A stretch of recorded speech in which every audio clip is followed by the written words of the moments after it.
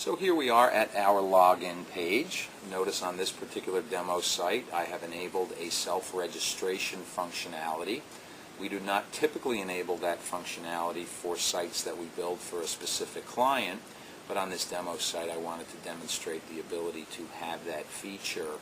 Using that feature, a user can set up user ID and password and have instant access to the site. In most cases, we are managing those permissions as part of an administrative function. A couple of important things about the login process. First and foremost, it keeps our site secure and prevents any unauthorized usage, but we also have some very robust user profiling capabilities. For instance, we can set up a user as a requisitioner versus a direct purchaser, and in that case, any items that user orders are converted into a requisition. An authorized approver at the client gets an email notification, has the ability to look at the order attributes, and right from the application can either approve or decline the order, and again right from the application initiate an email to the requisitioner telling them about the status of their order. We also have the ability to profile users, and in that case we're able to associate a user with a particular location or business unit.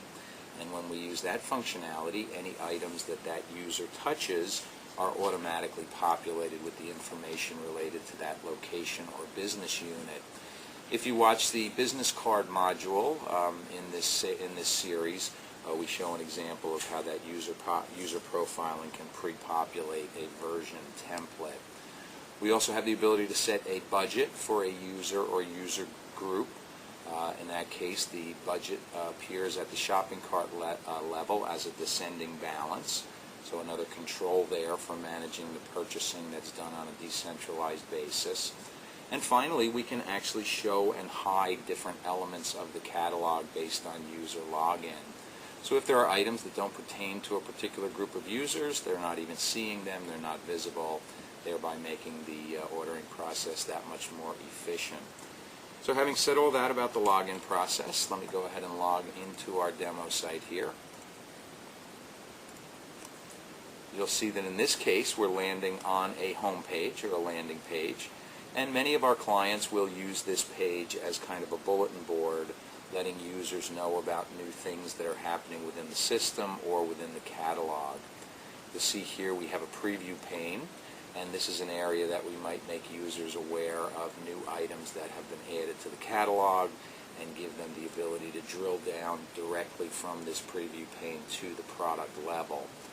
So there's an overview of the login process.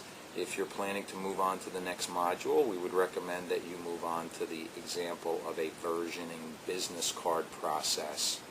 So thanks again for your interest in Web2Print, and I hope you'll be moving on to the next module. In the meantime, I'll go ahead and log myself out of this demo site. Thanks again.